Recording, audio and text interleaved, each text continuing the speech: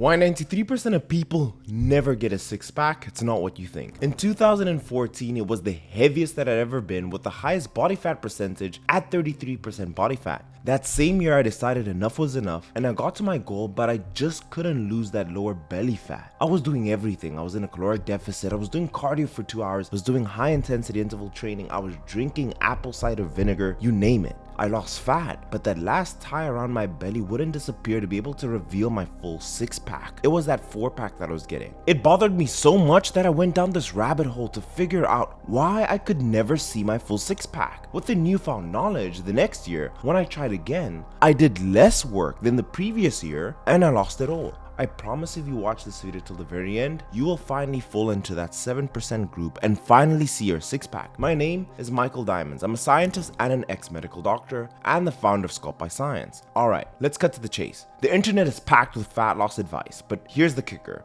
A 2014 study found that less than 20% of these sites actually hit the mark on things like the nutrition, the exercise, and the weight loss tactics. That's right. This is why it's very important to get your information from health professionals in this field. This will save you time and keep you away from wasting your energy on the things that don't work. If you've ever tried to lose weight, you'll know that belly fat is typically the most stubborn. Let me briefly explain why. Number one is cell receptors. Our fat cells have two types of receptors. It has alpha receptors and beta receptors. Alpha receptors slow down fat burning while beta receptors speed it up. And guess what? Our stubborn belly fat has more alpha receptors. It's like having more brakes than gas pedals. But don't worry, I've got a way around these stubborn alpha receptors and I'll share that in this video. Number two is blood flow. The problem is that the fat around our belly has less blood flow. Think of blood flow as the highway for fat to be transported and uses energy in your body. Less blood flow means less highway access. This makes it tough for your body to transport and burn fat in that area. And number three is insulin sensitivity. Insulin is a hormone that helps our cells use sugar and promote fat storage. Now, our stubborn belly fat is super sensitive to insulin, meaning it stores fat and releases it less. To lose any kind of fat, and especially that lower belly fat, to finally be able to see your full six-pack, the first rule is you need to be in a caloric deficit. This is where the total calories burned each day through your exercise, non-exercise activity like walking, and metabolic rate outweighs the calories you consume through food and drink. If you want me to help you figure out your calories and your macros, all you need to do is go to the comment section down below and comment your gender, your age, weight, and height, and how many times you plan on training in a week. Like the video and send me a screenshot on Instagram, drmike.eth, and I'll give you the macros to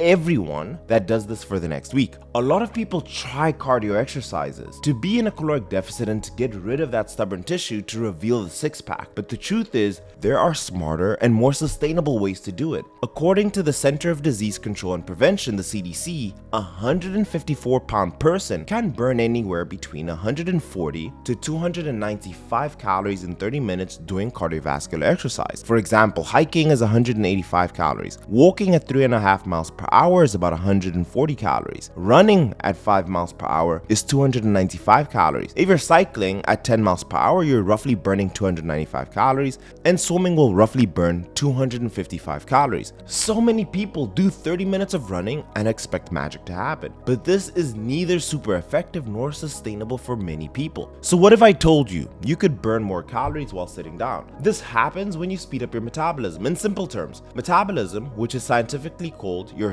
TDEE, is the process through which your body converts the food you eat into energy it needs to power everything you do, from moving to thinking to digesting the food you're eating. Now, the speed of your metabolism is often related or referred to as your metabolic rate, and this is where many people get stuck. You might be one of those who think, I was just born with a slow metabolism. There's no way I can change it. Well, that's not entirely true. But what does a slow metabolism mean? Consider we have two men who are both 80 kilos and are 30 years old. A person with a slow metabolism might have a metabolic rate of 2000. This means he has to eat between 1,500 to 1,600 in order to be in a caloric deficit and lose fat, right? But a man with a fast metabolism has a metabolic rate of 3,500. This means he can lose weight if he eats anywhere between 3,000 to 3,100 calories in a day. So how can we speed his metabolism up in order to be able to eat more and lose weight? Now, I want to talk to all the people who are still watching this video at this mark. It means that you're serious about your transformation. I'm looking for entrepreneurs who are highly motivated. You're doing work in the gym, you're working your tail off, and you're not seeing your results. You've been trying for 6 months to a year, almost 2 years. Your energy's low, you're not feeling as confident as you were in the past, maybe when you were in high school or in college, and you finally want to be able to have your career match your current physique.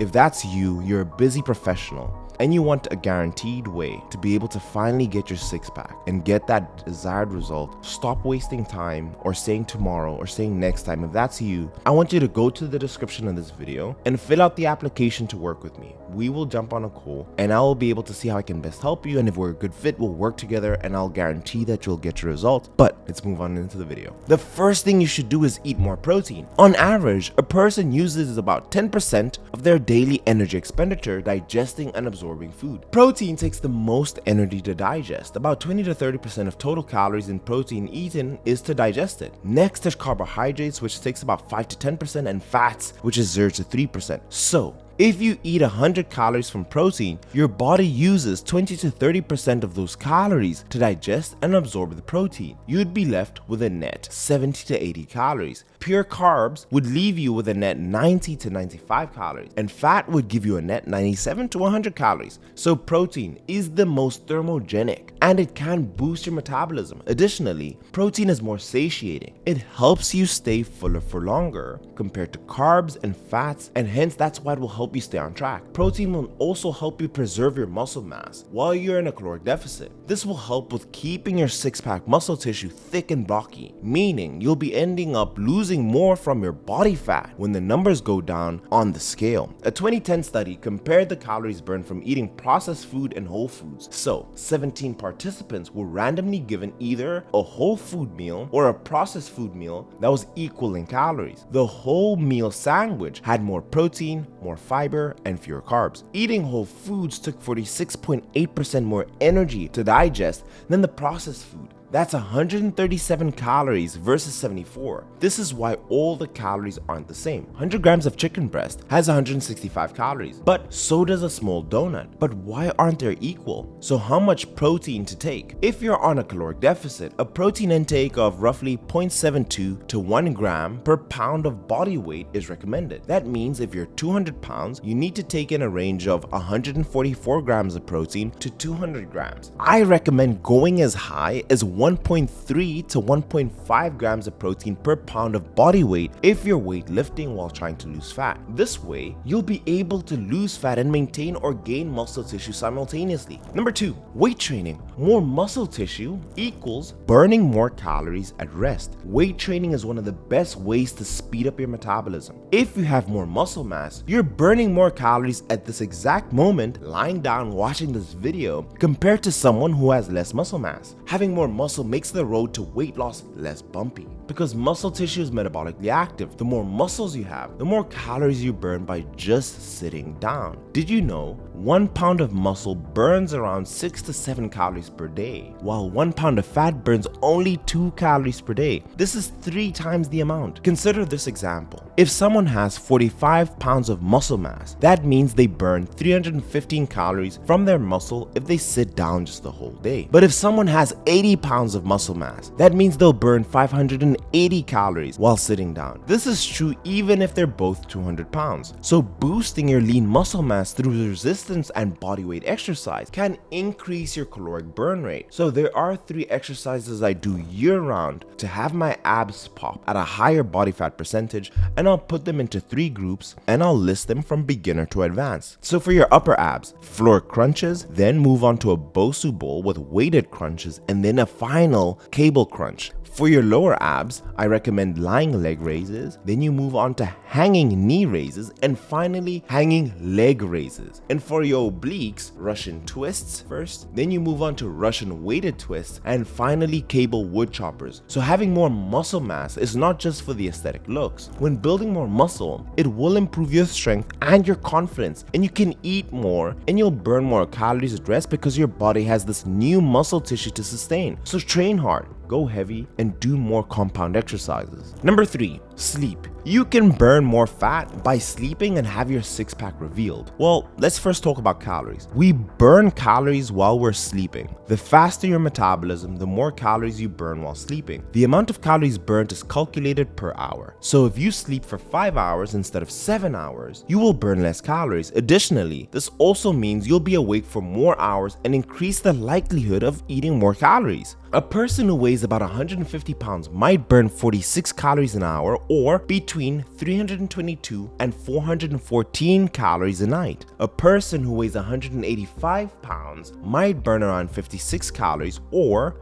between 392 and 504 calories for a full night of sleep. So make sure you're getting 7 to 8 hours of sleep. The second reason why sleep is so important is sleep is when most of the cell repair and hormone production happens. Let me explain what happens in your body when you don't get enough sleep. When you sleep less than 7 hours, your body won't recover so well, so it slows down your metabolism to use less energy. Your appetite increases, so you start eating more. You'll be more likely to crave high energy, usually high sugar and high fat foods. Your body releases more cortisol, the stress hormone, which also tells your body to save energy. A 2012 study by the Swedish study published in the Journal of Clinical Endocrinology and Metabolism looked at the connection between sleep and junk food cravings and choosing bigger portions. And this was very interesting. The study shows that the lack of sleep does not only increase your caloric intake by 250 to 300 calories, but also increases cravings for high carb meals, junk food and sweets. So there is a science behind why after a restless night of sleep, or after only getting 4 to 5 hours of sleep, you find yourself reaching for that chocolate muffin or large pizza. If you're one of those people who say, hey,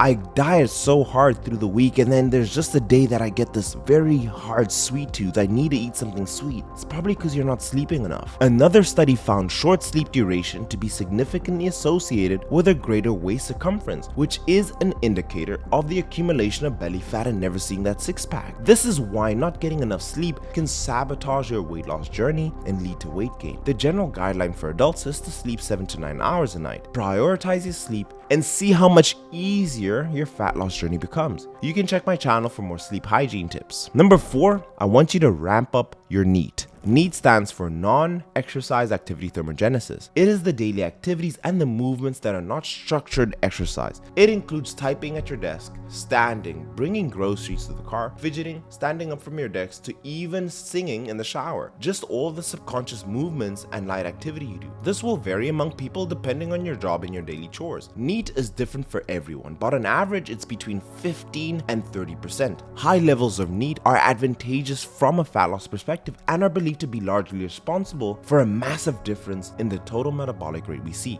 When you're in a caloric deficit for an extended period of time, your body senses the decline in food intake and it will automatically decrease your energy expenditure by downregulating your NEAT. NEAT increases with overfeeding and it will decrease with underfeeding. So as you continue to diet, your body finds subtle and subconscious ways to conserve energy and to decrease your NEAT, which will slow down your metabolism. This means that even though you may be doing intense workouts and hitting your macros, you may find yourself being sedentary for the rest of the day. This was proven by a study by Burkhardt and colleagues. The response to exercise with constant energy intake in identical twins. Research showed that although the twins had the exact same diet and training routine, the twin who moved more, stood up more, and had an overall higher NEAT lost 18 more pounds in 90 days. So here's what I recommend to increase your NEAT. Number 1, take the stairs whenever you have the option. 2, park your car farther whenever you're going to the grocery store, to the gym, or work. 3, instead of taking a car for a short trip, consider walking. 4, walk between sets in your gym workout routine. And 5, walk whenever you're on the phone. So there you have it. Losing belly fat and getting that six-pack doesn't have to be a battle of endless cardio and extreme dieting. Instead, the solution lies in comprehensively transforming the way your body functions from the inside out. These strategies help you build and preserve lean muscle mass, which will boost your caloric expenditure further. You can enjoy eating more food while losing fat. This is not to say cardio isn't useful, but you shouldn't solely depend on cardio for fat loss. And I hope you enjoy the video. Let me know in the comments down below so I can give you your calories and macros. All you need to do is hit the video with a screenshot by liking the video and send that to me on Instagram, and I'm definitely going to be giving you your calories, and I'll be doing that for the next week. Peace.